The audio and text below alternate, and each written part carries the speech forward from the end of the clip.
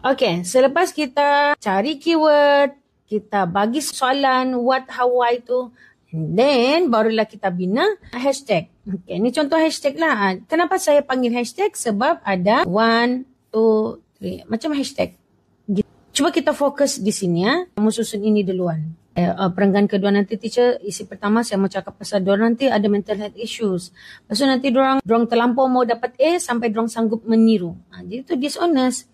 Ataupun diorang ni kena tekan-tekan oleh ibu bapa diorang sampai diorang pun macam tidak sayang lah sudah ibu bapa aku. Tak percayalah sudah aku sama bapa aku balik-balik. Aku nak disayang bila aku dah dapat A. Gitu. Tapi lepas tu kita kena rearrange. Ini yang ngam di sini. Ini ngam dengan ini. Kenapa budak-budak tidak boleh ditekan? Sebab nanti diorang emotionally and mentally unwell. Ada mental health issues lah.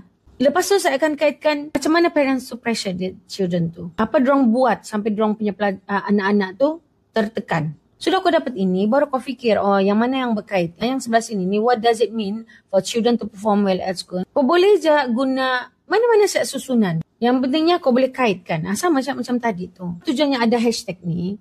Bila kamu nulis, when you are writing your paragraph, you will know, nanti perenggan kedua, aku akan cakap pasal ini. Ini, pergi sini, kaitkan pergi sini, kaitkan ini, di sini, gitu bah.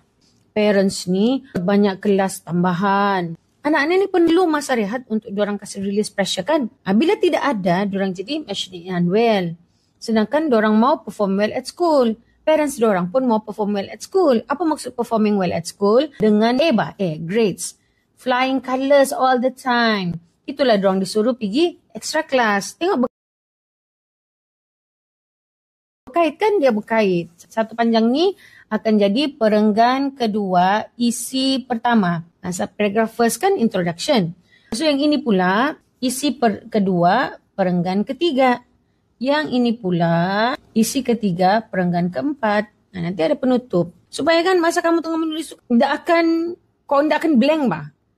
Kau tahu macam mana kau punya jalanan dalam satu perenggan tu. You will save time and you will know your focus. Okay.